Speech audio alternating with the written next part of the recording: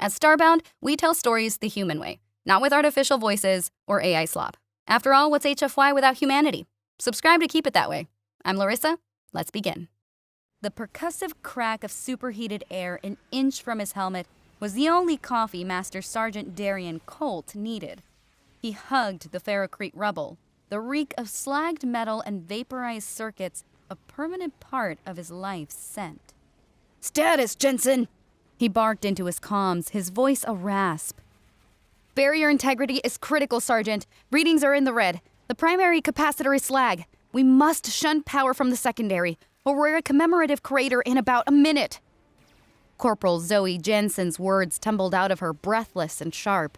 Colt risked a glance over the broken wall. The scourge swarm, a flood of jagged black metal organisms, skittered forward on mismatched legs, an infestation, a plague of self-replicating biomechanical locusts that stripped worlds bare. The grunts called them xylocopa, carpenter bees, for the way they drilled a planet down to its core. Right now, they were drilling their way through forward operating base Dauntless. "That kind of feedback will overwhelm the secondary." Colt shot back, already working to pull the fried wiring from the barrier's control panel. He found the right tool by feel. "We do it by the book, slow and steady." "They wrote the book for fighting things that take cover. These things never stop." A volley of kinetic slugs hammered the wall above them, showering Colt's shoulders in pulverized concrete. "I can write a bypass protocol. That'll create an energy flood. It'll hold the field for maybe a few minutes, tops. Long enough for the evac birds to lift off." "And if it blows?" Colt kept his gaze on the panel. He stripped the wires in quick, practiced motions. "It'll overload every power system within a click. The lights, the guns, the life support in the medbay. Everything." Colt paused. He pictured the medbay full of screaming Marines and the evac transports sitting dead on the tarmac. He returned to his work. "No, we do it the slow way." He slammed a fresh power conduit into its socket. "Keep their heads down." Jensen let out a frustrated sigh, but the rapid thumps of her pulse rifle answered him. The kinetic barrier flickered, then stabilized, though the indicator light remained a warning red.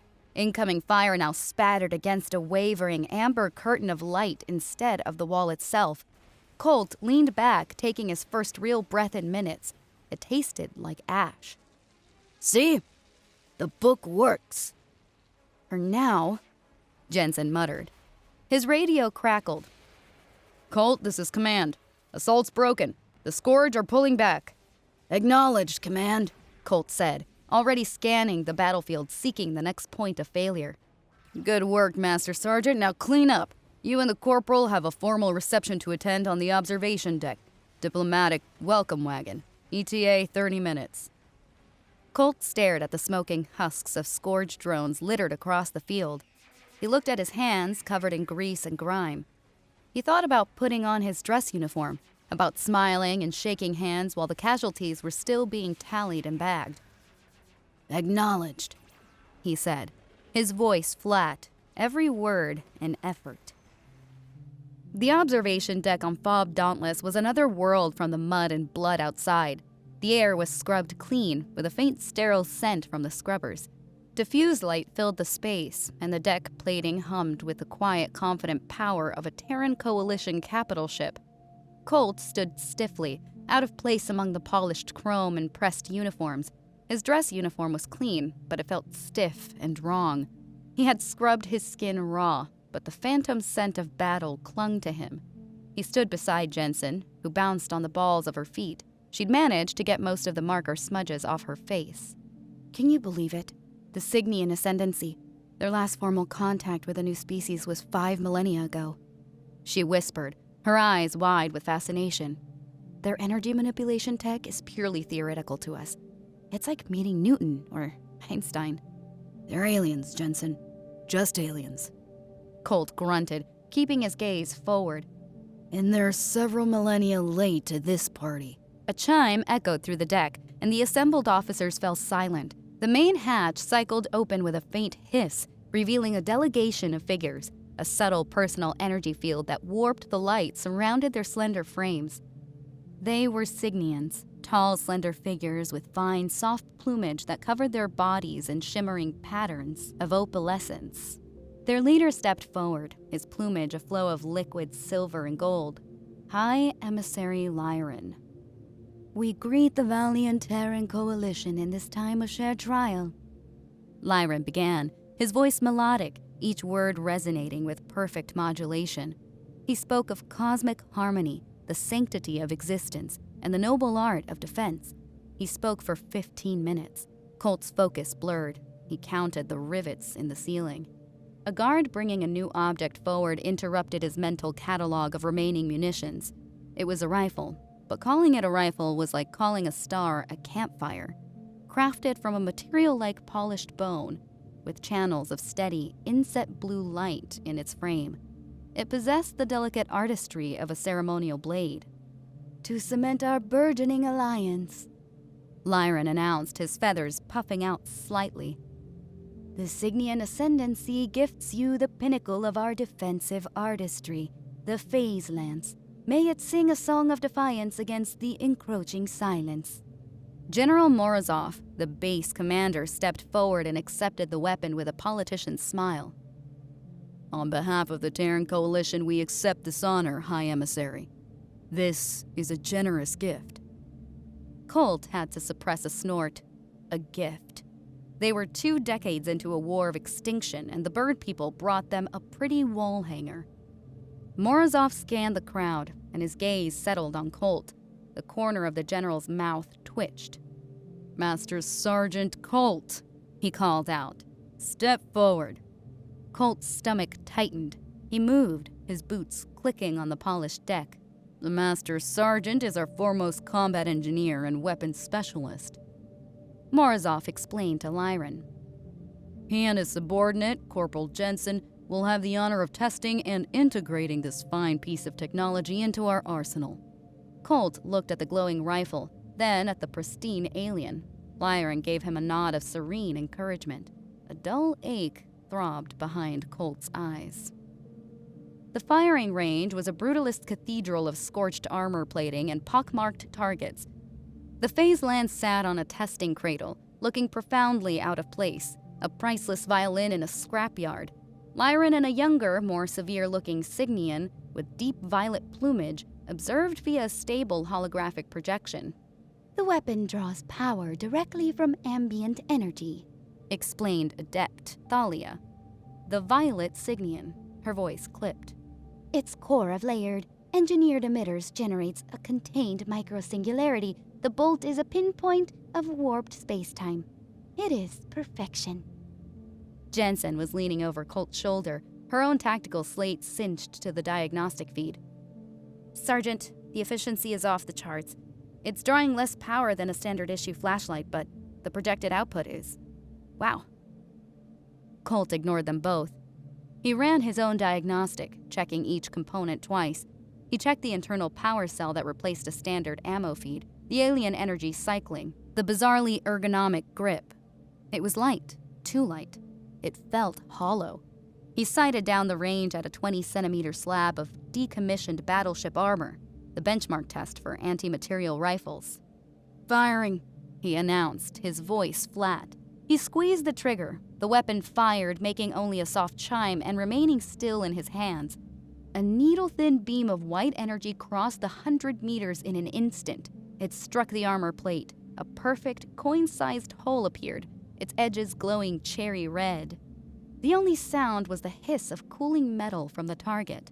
Jensen broke the quiet first, the words spilling over each other. A contained space-time event. It bypasses melting. It unmakes. It erases matter from a distance. Do you know what this means for material science and energy projection? Colt remained silent. He stared at the neat little hole. It was a cauterized incision. He remembered the last Scourge Ravager he'd seen, a monster the size of a dropship. It had torn a coalition frigate in half with a salvo of crude, oversized kinetic slugs. It created jagged, gaping wounds of twisted metal and frozen corpses. The hologram of Lyran resolved into focus, and the emissary stepped forward, his silver and gold plumage rippling. He looked like a painter admiring his masterpiece. A pleasing demonstration, Lyran said, his voice melodic. He turned his gaze to Colt. Your assessment, Master Sergeant.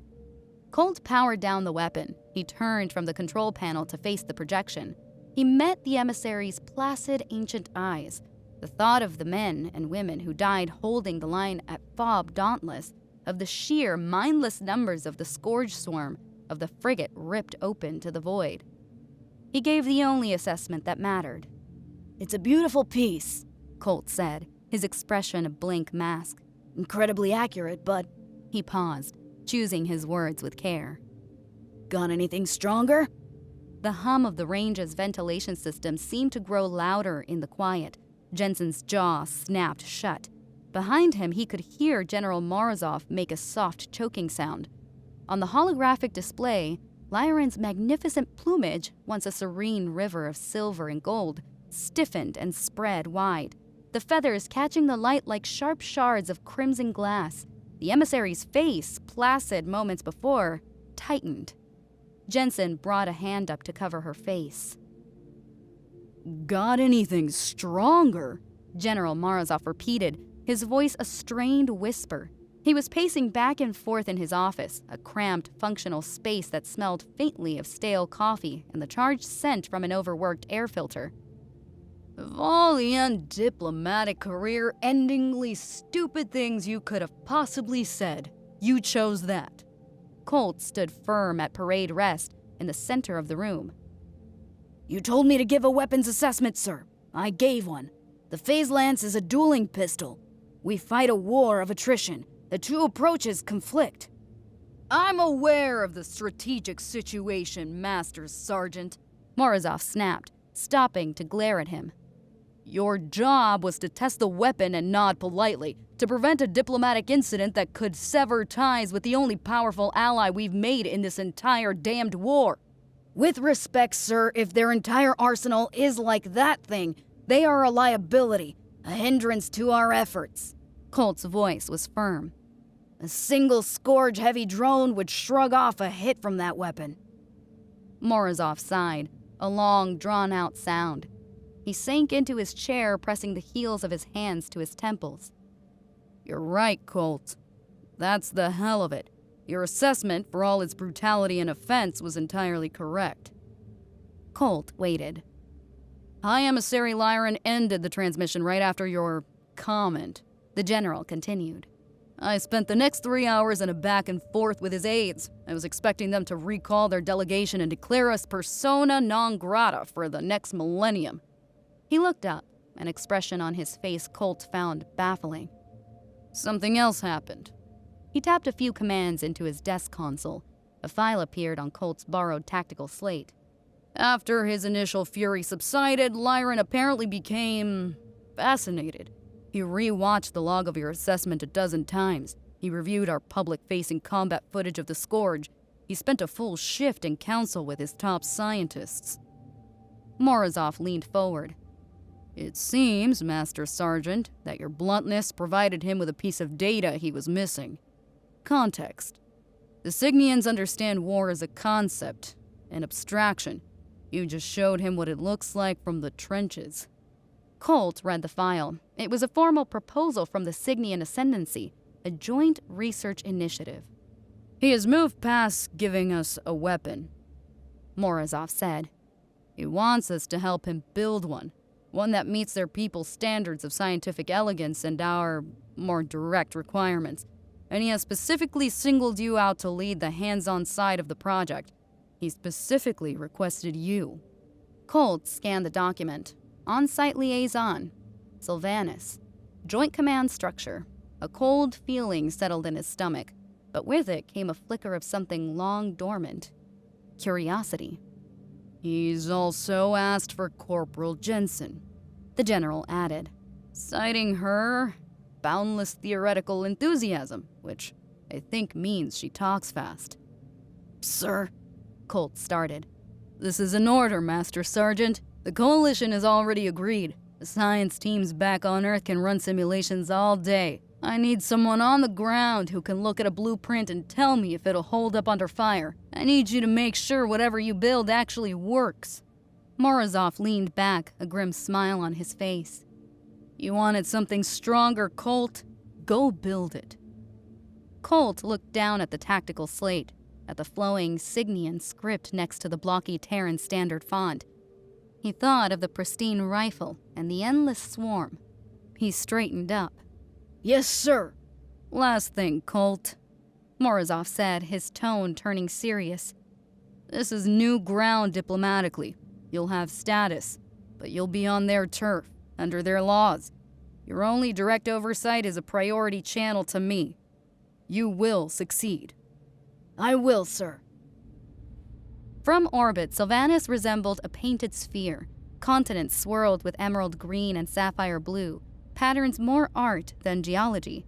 The landscape flowed with natural and constructed forms favoring curves and gentle slopes, a world meticulously cultivated for millennia, a planet-sized garden. Look at that, Zoe Jensen whispered, her face pressed against the shuttle's viewport. the cities. They integrate into the landscapes. They use structures of grown biolumina to channel natural light. It's technology and nature woven together. It's beautiful. Colt grunted from the seat next to her. A soft target. My scans show a porous defense grid, sparse orbital platforms, and light sensor traffic. He looked at the perfect world below and saw only a vulnerability. It's a death trap. Jensen shot him an annoyed look. Try appreciating something for a moment on its own terms. My job is to figure out how to blow things up so people like you can appreciate things, he retorted, keeping his gaze on the descending view. Their shuttle landed on a platform that seemed to grow out of a towering spire of woven light. The air smelled clean, full of blooming flowers and fresh rain. Adept Thalia greeted them. Her violet plumage was a stark, severe contrast to the lush world around them. She moved with clipped, economical steps, her posture rigid. Welcome to Sylvanus, she said, her tone suggesting it was an inconvenience. High Emissary Lyran is unavailable. I will escort you to your workspace. For security, you are confined to this spire. We call it the Forge. Colt had pictured something like the workshops back home, cavernous spaces filled with heavy machinery, smelling of oil and hot metal. The Forge was something else entirely, a vast circular chamber with a domed, translucent ceiling that showed the sky above. The walls were smooth and white, the floor a polished black mirror of a floor. Consoles rose from the floor like minimalist sculptures, silent, sterile, and utterly pristine. It felt more like a laboratory or a museum than a place where you built things. Impressive. Jensen breathed, her gaze darting everywhere, taking in the alien technology. Colt did a slow turn, his boots echoing in the silence of the huge chamber. Where are the tools? He asked. The heavy fabricators, the plasma cutters, the welders. Thalia looked at him with genuine confusion. She gestured a slender three-fingered hand toward a small, intricate device on a pedestal. It hummed, emitting a focused beam of light.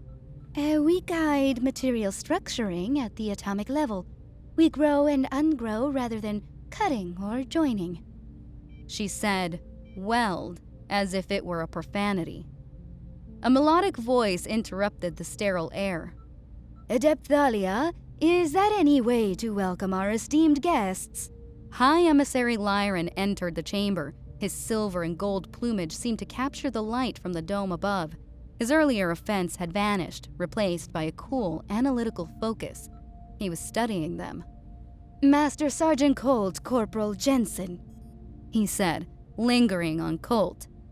Welcome to the Forge. It is here that we shall attempt to find common ground between our philosophies.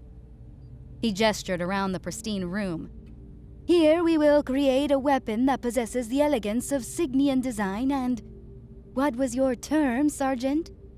Ah, yes, the necessary capacity for overkill. The first week produced only catastrophic failures. The cultural and engineering divide was less a chasm than a singularity. Colt's first instinct, born of 2 decades of frontline engineering, was to take what they had and make it more powerful. Let's just overclock it, he said, pointing at the schematics for the phase lance. You mean push more energy through the focusing emitter than its design allows? Thalia asked, her feathers ruffling. Exactly, Jensen chimed in, her stylus a blur as she sketched on her tactical slate. We can bypass the regulators, create a temporary containment field to handle the backwash, and vent the excess heat. We could triple the output. That is butchery, a corruption of engineering. Thalia clicked her beak sharply. The emitter array operates in a state of perfect equilibrium. To force that much energy through it would shatter the containment field. I care about its output over its equilibrium, Colt said flatly. They tried it anyway. They hooked up an auxiliary power source to a spare phase lance. When they activated it, the weapon made a high-pitched warbling sound that Thalia later described with a shudder as a surge of subatomic decay. Then the weapon's intricate core glowed white-hot and melted into a puddle of shimmering slag. Thalia looked as if they had just shattered a priceless artifact. Their next attempt was to go the other way. They tried to build a human-style containment system around a raw Signian power source. Signian energy tech relies on stable, phase-locked fields. Human tech relies on brute force magnetic confinement. Powerful and notoriously leaky. Jensen jury-rigged a magnetic bottle using Terran components shipped from the nearest outpost. The result, a monstrosity of thick cables, humming capacitors, and exposed conduit, looked like a tumor growing in the pristine lab. When they powered it up, the Signian energy core inside fought against the crude confinement field. The air filled with the chemical stench of burnt insulators, and the entire rig vibrated violently, threatening to tear itself apart. Progress, Colt declared, watching the power output readings spike erratically. It is an offense to the laws of physics, Thalia countered. Her violet plumage shot through the agitated streaks of red. Your magnetic bottle is trying to contain a controlled chain reaction with brute force. It's an abomination. That set Jensen off. Oh, I'm sorry, is our brute force method too ugly for you? Your tech is beautiful, I'll give you that, but it's fragile. It's a glass knife. A single piece of shrapnel hits that focusing emitter, and that equilibrium turns into a silent retreat. Finesse is a strength, Corporal. It is the hallmark of mastery. Your approach is like using a sledgehammer to perform delicate metalwork. Well, our patient is a 10-ton block of angry metal trying to kill us. We need a bigger hammer instead of a fine chisel. Colt stepped between them. Enough! His voice sliced through the argument. He looked from Jensen's flushed face to Thalia's ruffled feathers. You're both right, which means you're both wrong. We're asking the wrong questions. We need to create something new, combining our methods. Something neither of us could build alone. A few days later, Lyran found Colt staring out at the manicured gardens of Sylvanus from an observation deck. The emissary approached, his footfalls silent on the polished floor. Your thoughts seem distant, Master Sergeant, Lyran said, his voice soft. Just thinking? Colt replied, his back to the alien. This place, it's quiet.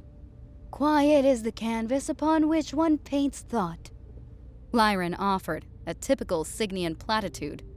Colt turned to him. In my experience, quiet happens right before a loud noise. Lyran's feather shifted in a gentle, questioning pattern. We have a concept, Kel Shara. It roughly translates to the beauty of the single path. It is the belief that for every problem, there exists a single perfect solution. It is what drives our science, our art, our philosophy. Colt grunted. We have a saying in the Marines. 2 is 1 and 1 is none. It means you always have a backup for your backup. Redundancy. Elegance is the first thing to die in a firefight. Lyran was quiet for a moment, processing. A path stitched onto the sleeve of Colt's work fatigues depicted a snarling, stylized feline creature. That insignia is outside standard Terran Coalition issue. It is? Colt said. His gaze went distant for a moment. It's from my old unit. Demolitions. We called ourselves the Hellcats. An appropriate name, I imagine. What was your unit's specialization? Colt's lips twisted into a grim smile. Applied demolition. The uncomprehending look on Lyran's face prompted a translation. We blew things up. He looked back out at a perfect, peaceful world. You want to understand us, emissary? You want to know why we build things the way we do? You need to understand the Scourge. They are a force of nature more than soldiers. Their existence is pure function, a force devoid of philosophy, of Kelshara. They are a fire, a mindless self-replicating fire that wants to burn everything. And the only way you fight a fire that big is by starting a bigger one. For the first time since they'd met, Colt saw something new in Lyron's ancient eyes. The emissary at last grasped the nature of the beast at his door. The breakthrough came, as it often did, from a moment of sheer frustration.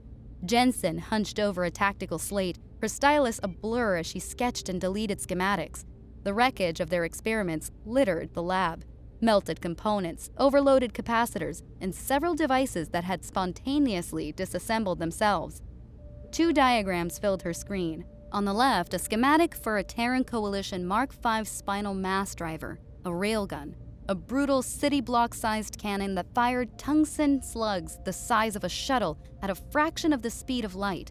On the right, the intricate energy array of a Cygnian prime energy core, power and finesse, ugliness and beauty. Colt walked up behind her, nursing a mug of brutally strong coffee. He looked over her shoulder at the 2 images. He pointed a grease-stained finger at the energy core, then moved it to the loading breech of the mass driver schematic. What if, he said, his voice a low rumble.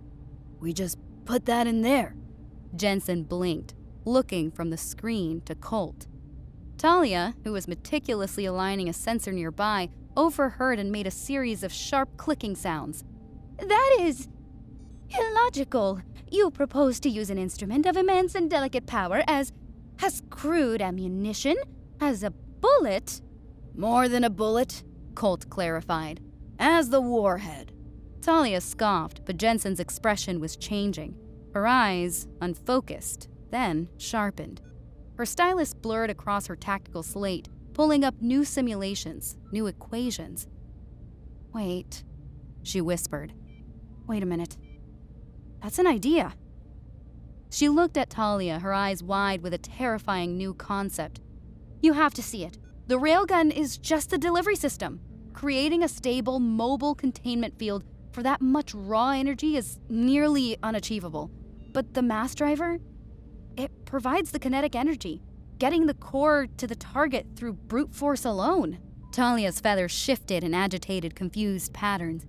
But the containment field would fail under the acceleration forces. The core would rupture. It will if we bring it to full power at the moment of impact. Jensen was practically bouncing now. We launch it cold. The railgun fires a shell, a big armored shell. Inside is the core and a fast charge capacitor. We trigger the core to go critical just before impact. The containment field collapses catastrophically, releasing the core's entire energy potential in a single, uncontrolled burst. She turned to Colt, a wide, unsettling grin on her face. We'd be firing a controlled detonation power plant instead of a bolt of energy. A miniature, short-lived star. Talia stared at them, her plumage a chaotic muddle of violet and crimson. That is the most insane, reckless, and terrifyingly crude application of Cygnian science I have ever heard. Colt took a long sip of his coffee. So it's a good idea, then. Jensen's grin widened. It's our best idea. The forge transformed from a pristine museum into a workshop floor. Massive cargo containers arrived from the Terran Coalition, dwarfing the elegant Cygnian spaceport. They held the components of a Mark V mass driver, colossal magnet rails, bus-sized capacitors, and thick, ugly slabs of armored plating. The Cygnian ground crews, used to moving delicate artistic installations, looked on in silent dismay as Colt directed heavy lift drones to haul the pieces into the forge. The sterile white chamber became a jumble of mismatched technology. Thick, greasy Terran power cables snaked across the floor, next to glowing Cygnian energy conduits. The once clean air now smelled of hot lubricants and scorched metal. Colt, stripped to a tank top, sweat-soaked and showered in sparks from a plasma welder, fused a mounting bracket into place. Jensen was a constant presence, coding on one screen while rerouting power to another. Talia, her shoulders perpetually tight, moved between them, calibrating the delicate energy fields of the Cygnian core, her careful movements a stark island of calm in the human chaos around her. Lyran visited one shift and found Colt fabricating a crude backup targeting system, a manual mess of wires, optical sensors, and a pair of large hand grips connected to a haptic feedback rig. Master Sergeant, Lyran inquired, his tone cautious. the primary targeting system is accurate to within 1,000th of a millimeter at a range of a light second. Why are you building this? Colt kept his eyes on his work. 2 is 1, and 1 is none, emissary. The fancy computer is Plan A. This is Plan B. Lyran watched him for a long moment, then gave a slow, deliberate nod. A flicker of something crossed his face. He was learning. He returned a few days later to a scene of even greater pandemonium. A massive component failed to seat in its housing. Talia and Jensen were in a heated debate about field resonance and material stress tolerances. Colt ended the discussion by picking up a ridiculously large wrench. He slammed it against the side of the component with a deafening clang. The piece slid into place with a satisfying thud. Talia's feathers fluffed out into a sphere of shock. Lyran glided to a halt beside Colt. He stared at the wrench, then at the now-seated component. Is this, He asked, his voice neutral. a standard human engineering technique? Colt wiped a smear of grease from his forehead with the back of his arm. Yep, He said, deadpan. we call it percussive maintenance. Lyran turned and walked away, his expression that of a being reevaluating his entire understanding of the universe. The Sunbreaker cannon was a monstrous combination of brutalist human engineering and elegant Cygnian artistry. The long, thick rails of the mass driver formed its core, wrapped in an array of glowing Cygnian conduits. It was too big, too ugly, and too powerful to exist. They mounted the prototype on a remote orbital testing platform, a safe distance from anything important. Inside the platform's control room, every crew member focused on their console as Colt sat at the primary computer-assisted firing controls. Jensen and Talia sat side by side at the energy monitoring station, their previous arguments set aside in a shared, nervous focus. Power core is stable. Talia reported, her voice tight. Containment field is nominal. Capacitors are full, Jensen added, her usual excitement replaced with a grim intensity. We've loaded the shell, and we're ready, Sergeant. Colt looked at the main view screen. Their target, a captured inert scourge Ravager Hulk, a mountain of dead, jagged metal, floated 10,000 kilometers away.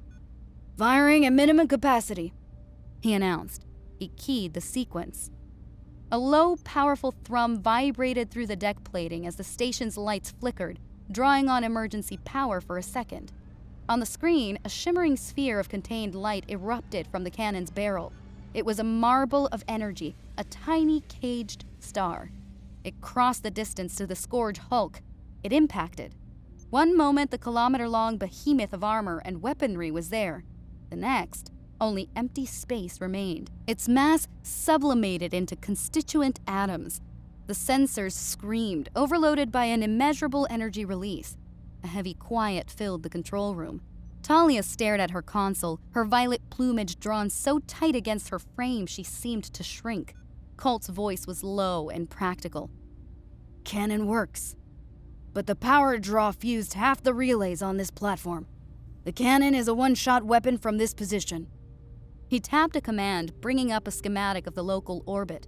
He pointed. For the next test, we'll move it to the primary defense station. Only that platform can feed this beast more than once. Jensen leaned back in her chair, her eyes wide as she processed the weapon's power and the new logistical challenge. She let out a slow, shaky breath. My God, she whispered, her voice full of a terrible reverence. What have we done? High Emissary Lyran stood in the orrery, the command center of Sylvanas. Holographic displays of star systems floated around him like captured galaxies. For millennia, this room was a place of quiet contemplation, of charting stellar drift and philosophical currents. Now, it was a war room. A message blared from a priority channel. its icon a pulsing, urgent red. The message came from a deep space listening post on the edge of Cygnian territory, a place that had reported only passing comets for a millennium. Lyran accepted the connection. The face of the Cygnian adept on the screen was pale, his feathers a chaotic pattern of alarm. High Emissary, a fleet has just translated from their transit dimension at the system's edge. They are Scourge. The main display shifted, showing sensor telemetry. A tide of hostile icons bloomed on the display, their vectors a stark red against the system's placid blue. Hundreds of them, then thousands. Their energy signatures were jagged, chaotic, utterly alien to the Cygnians. But Lyran recognized the patterns. He had spent the last several weeks studying them. A vanguard fleet, He breathed. they've broken through the Terran lines. He opened a channel to the Terran Coalition High Command. General Morozov's weary face appeared. Lyran, we saw them punch through. A surprise vector we left uncovered. They're moving much faster than any previous swarm. Can you intercept? Lyran asked, despite the cold dread settling in his chest. Morozov's expression was grim. Negative. Our fleets are spread too thin, holding the main front. They're in uncharted territory now, heading deep into your territory. We are unable to get a fleet to you in time. You're on your own. But why here? Lyran pressed. Of all the empty systems in the void, why us? They have no specific target, emissary, Morozov said, his face etched with fatigue. They're following a predictable expansion vector along a stellar nursery rich in heavy elements. Your system is the first viable G-type star on that path. It was only a matter of time. We just thought we had more. The connection closed, leaving Lyran alone in the quiet of the orrery. He looked at the strategic display. The red tide of the Scourge fleet was moving on a direct course for the heart of the Ascendancy, for Sylvanas. He brought up his own defense forces, a handful of graceful silver ships, designed for ceremonial patrols and diplomatic escort. They were floating sculptures, ill-suited as warships. His people were unready for war. Their millennia of peace had left them exquisitely vulnerable. He looked at the tidal wave of death approaching his home, and he knew that their only hope was the ugly, untested monster his human guests had just built in orbit. 10 hours. Colt's voice was flat, cutting through the silence in the orbital control room. That's our window. Lyran had just finished briefing them. The weight of the impending attack settled over them. The prototype is fused to this platform's frame, Jensen said, already pulling up schematics. We have to fire it again, and Colt said we'd need to move it to the main defense platform. Then we accelerate the timeline. Colt countered, his mind already in combat mode. He pointed at the larger structure on the local system map.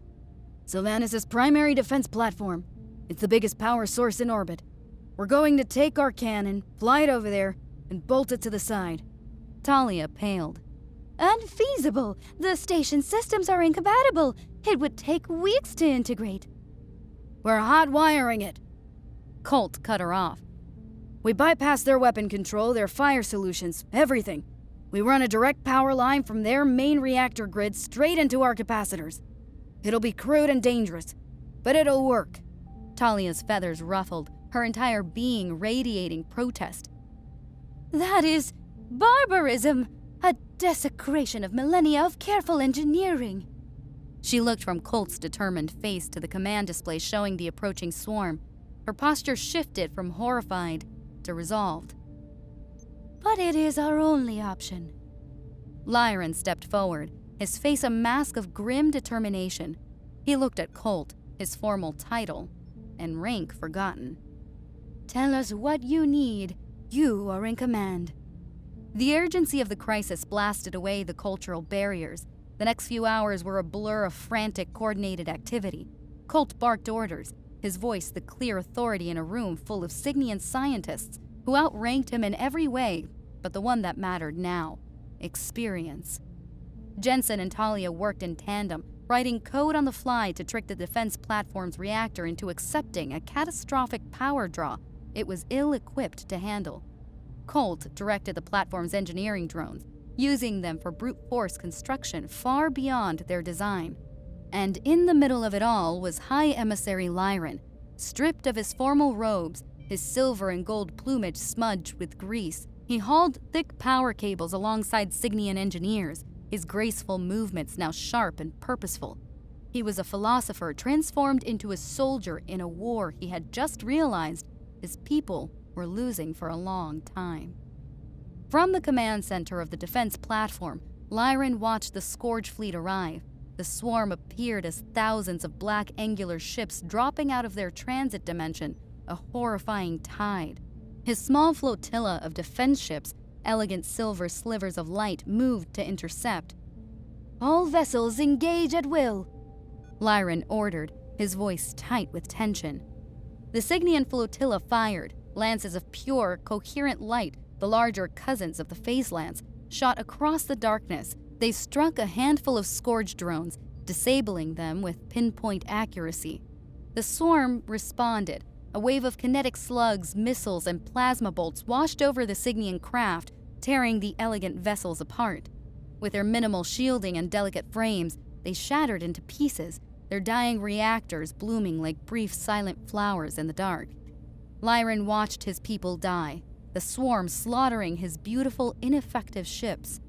They bought time, minutes, with their lives. Every dying ship bought Colt's team a few more seconds. He stood, his face a mask of grief, finally understanding the price of peace in a galaxy that was anything but. Power fluctuations! We're taking hits! Jensen yelled over the groan of straining metal. The entire defense platform shuddered as another Scourge kinetic slug impacted its outer hull. The lights flickered. On her console, the energy flow to the Sunbreaker's core wavered dangerously. Talia, I need to stabilize it. The primary conduits are failing, Talia called back, her own console flashing red. All paths are unstable. Then we make one. Jensen's fingers flew, typing out a string of code she had designed months ago in a foxhole on Fob Dauntless. I'm creating a feedback shunt. It'll bypass the damage regulators and create a feedback loop directly from the main reactor. That is the protocol you proposed, Talia began, her eyes wide. The one Colt vetoed as too risky? Yeah, that's the one. Jensen slammed her palm on the activation key. The power readings stabilized, glowing a solid, angry green. It'll hold, probably. But if we take a direct hit on the main reactor now, this whole station vaporizes. Another explosion rocked the station, closer this time. Sparks rained down from a ceiling conduit. Colt grunted in pain from across the room. Power surge fried the targeting computer, he yelled, ripping a useless headset off. He scrambled toward the manual rig he'd built, the crude assembly of grips and wires they'd bolted to the cannon's base. I'm going blind. I'll have to aim it myself. He strapped himself into the rig, his body now a physical part of the monstrous weapon. He looked through a simple armor-plated viewport. Jensen rerouted the last of the station's auxiliary power. Talia gave the containment field a final, desperate tweak. Colt gripped the controls, his knuckles white. He keyed his comm, opening a channel to Lyran in the command center. The Sunbreaker is hot, he grunted, the station vibrating around him. Give me a target. Lyran stood before the main command display. The remnants of his defense flotilla had been annihilated. The Scourge swarm was closing in, a relentless tide preparing to wash over his world. But in the center of the swarm, one icon glowed larger than the rest, brighter, a nexus, a massive command ship that pulsed with data, coordinating the attack. Their command node, Lyran whispered. He pressed his hand to the comm panel. His voice came back strained but clear. There, break their mind, erase them. Colt heard the command. The target appeared in his viewport, a distant, ugly blot against the stars. He took a breath. He relied on 2 decades of combat, of leading shots, of instinct. He lined up the shot. He squeezed the trigger. The entire station groaned, a colossal beast in agony as it shunted a catastrophic amount of power into the cannon. The lights died, plunging the firing room into darkness, lit only by the emergency strobes and the blinding light erupting from the Sunbreaker. A sphere of plasma, a miniature sun, bloomed at the end of the barrel. It launched forward, silent and terrible, across the void. It moved with a slow, implacable purpose. It hit the center of the Scourge fleet. A colossal light bloomed in the void.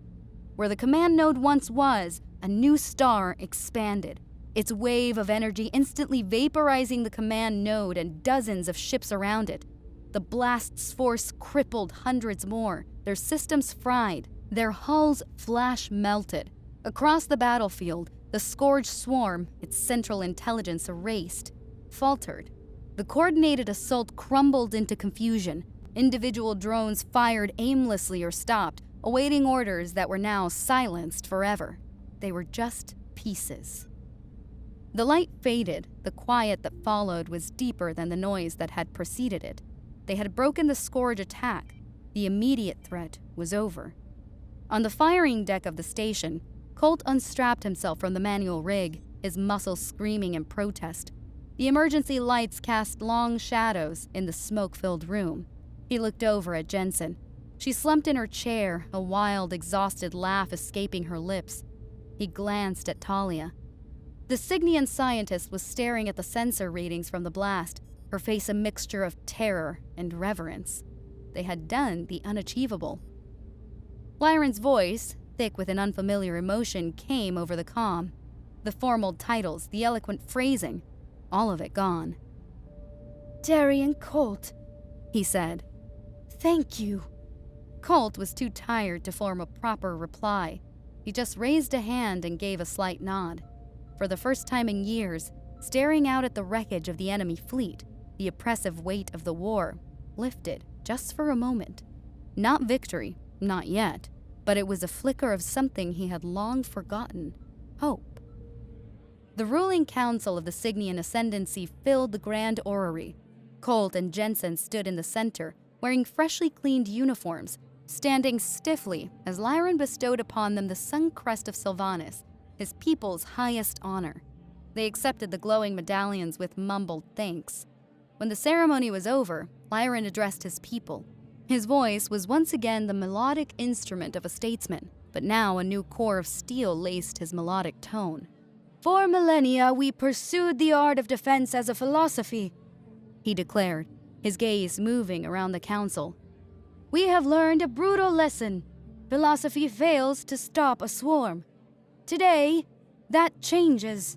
He turned his gaze to Colt and Jensen. The Cygnian Ascendancy's isolation ends today. We will become a forge world of the Terran Coalition, a full partner in this war.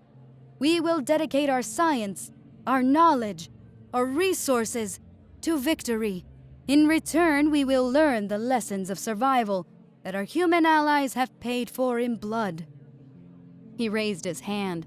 The main display behind him lit up with the schematics of their monstrous creation.